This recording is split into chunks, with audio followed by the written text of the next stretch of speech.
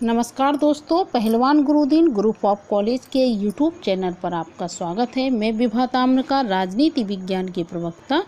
यदि आपने हमारा चैनल अब तक सब्सक्राइब ना किया हो तो प्लीज़ सब्सक्राइब करें, लाइक शेयर कमेंट्स जरूर करें और बेल आइकन बटन अवश्य दबाएं, जिससे हमारी सारी नोटिफिकेशन आपके पास सबसे पहले पहुँचे। आइए दोस्तों, आज हम पढ़ाते हैं ब्रिटिश कार्यपालिका। ब्रिटेन के कार्यपालिका में राजपद से संबंधित जानकारी देंगे कि वहाँ राजा का पद कैसे क्या है। ब्रिटेन का संविधान हम पहले पढ़ा चुके हैं, आज हम राजा का वहाँ पद पढ़ाएंगे कि राजपद कैसा है वहाँ। तो ब्रिटेन में संसदीय शासन प्रणाली है, राजा नाम मात्र का अध्यक्ष रहता है वहाँ। वास्तविक सत्ता प्रधानमंत्री उसके मंत्रिमंडल के पास है। सारा शासन ताज के नाम से किया जाता है। ताज का मतलब होता है राजा, लेकिन राजा नहीं बल्कि मंत्रिमंडल अपने द्वारा किए गए कार्यों के लिए उत्तरदायी है। इसलिए वाल्टर बेजहार्ट ने राजा को सम्मानित कार्यपालिका किंतु मंत्रिमंडल को कुशल कार्यपालिका कहा है। क्या कहा है? सम्मानित कार्यपालिका, लेकिन मंत्रिमंडल को कुशल कार्यपालिका कहा है। इसके अतिरिक्त एक अन्य तथ्य है कि नौकरशाही का बढ़ता हुआ प्रभुत्व।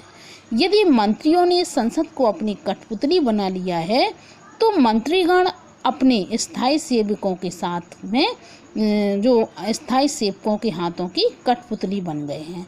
अतः ब्रिटेन कार्यपालिका के दो मुख्य वर्ग हैं, नाममात्र की व वास्तविक कार्यपालिका। और फिर वास्तविक कार्यपालिका के भी दो वर्ग हो गए हैं, राजनीतिक व अस्थायी कार्यपालिका तथा अराजनीतिक या स्थायी कार्यपालिका। तो राजपद हम पढ़ते हैं, इंग्लैंड में राजतंत्र है क्योंकि राजा रानी राज्य का अध्यक्ष है जिसका पद पैतृक है। राजा की स्थिति नाममात्र के अध्यक्ष की भांति है जो मात्र हस्ताक्षर करने की मशीन है।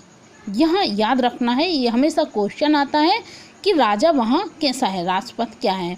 तो क्या है, राजा की स्थिति कैसी है? नाम मात्र के अध्यक्ष की भांति है जो मात्र हस्ताक्षर करने की मशीन है। जनता द्वारा निर्वाचित सरकार के पास वास्तविक प्रभुसत्ता है। यह कहा जा सकता है कि राजा लोकतंत्र के हाथों बिक चुका है।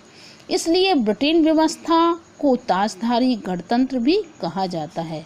राजा व ताज के बीच स्पष्ट अंतर हो गया है जो आसानी से विदेशी छात्रों की समझ में नहीं आता है। राजा एक मानव है, ताज एक संस्था है जो सर्वोच्च कार्यपालिका शक्ति का प्रतीक है। कोई समय था जब सारी सत्ता राजा के पास होती थी और वह अपनी इच्छा से उसका प्रयोग करता था, लेकिन 1688 की शानदार क्रांति के बाद स्थिति बिल्कुल बदल गई वहाँ की। अब सत्ता सैद्धांतिक रूप से राजा के पास है, लेकिन उसका प्रयोग ताज के मंत्रीगण करते हैं जो अपने घर के स्वामी हैं। अन्य शब्दों में यह कहा जा सकता है कि ताज राजा या रानी के शीश का मुकुट नहीं है, बल्कि उसमें शासन की सारी सत्ता वास करती है। इसलिए एमोस के अनुसार यह सार्वभौमिक शक्तियों, अधिकारों और विशेषाधिकारों का संग्रह है, एक वैधानिक विचार है। बेड तथा फिलिप्स के शब्दों में ताज शासन की शक्तियों की समग्रता का प्रतीक है तथा यह कार्यपालिका का पर्याय है। ताज की कुछ शक्तियों के प्रयोग में राजा कभी कभी अपने निजी विवेक से कार्य कर सकता है, अन्य शक्तियाँ का प्रयोग राजा अपने मंत्रियों की सलाह से करता है जो उसके लिए उत्तरदायी है। ऐसी शक्तियों के प्रयोग में राजा की कोई भूमिका नहीं है। मंत्रियों को कानून द्वारा बहुत सी शक्तियाँ दी गई हैं और अपनी राज की स्थिति में रहकर उसका प्रयोग करते हैं।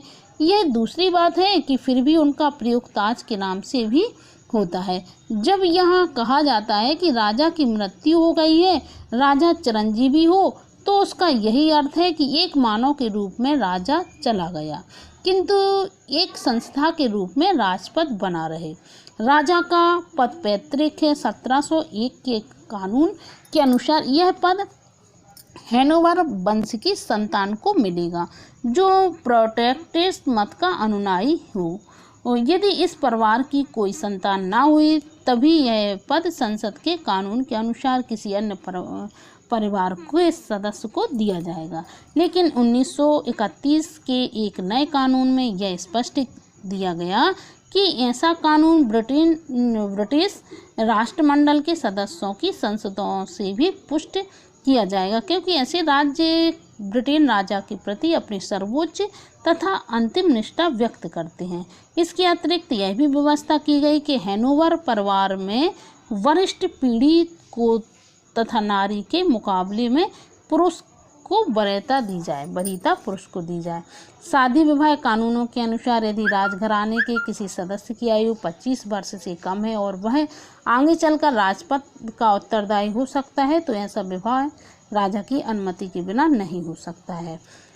तो उपरोक्त विवरण से यह निष्कर्ष निकाला जाना चाहिए कि राजा के पास कोई शक्तियाँ या कृत नहीं है। आश्चर्य की बात यह है कि समय के साथ राजा की शक्तियाँ घटी हैं, लेकिन ताज की शक्तियों में वृद्धि हुई है। ताज का मतलब प्रधानमंत्री। राजा की बहुत सी शक्तियाँ पुराने समय से चले आ रहे विशेषाधिकार में निहित हैं, जबकि कुछ शक्तियाँ संसद द्वारा निर्मित कानूनों की देन है। तो इन्हें क्या है, शक्ति प्राप्त है राजा को, जैसे कॉमन सभा का सत्र बुलाना, सत्रावासन करना तथा इस सदन को भंग करना, संसद का सत्र शुरू होने से पूर्व अपना उद्घाटन भाषण देना, जिसे सिंहासन का भाषण कहते हैं, संसद के पास किए गए बिलों को अपनी अनुमति देना, प्रिवी कौंसिल की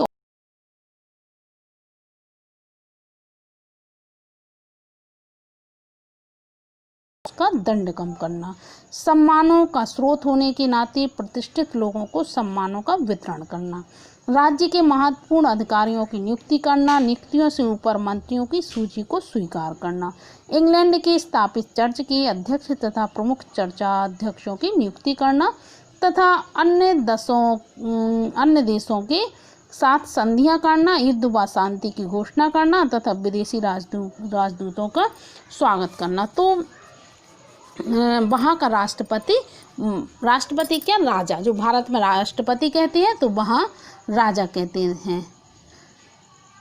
तो ये उनको शक्तियाँ प्राप्त हैं कि राजा को क्या, जो वहाँ का राष्ट्रपद है उसको क्या शक्तियाँ प्राप्त हैं। तो आशा करती हूँ दोस्तों कि राजा भी वहाँ राजपद समझ में आ गया हो कि राजपद नाम मात्र का शासन है वहाँ का, और फिर भी उसको शक्ति प्राप्त दी गई हैं।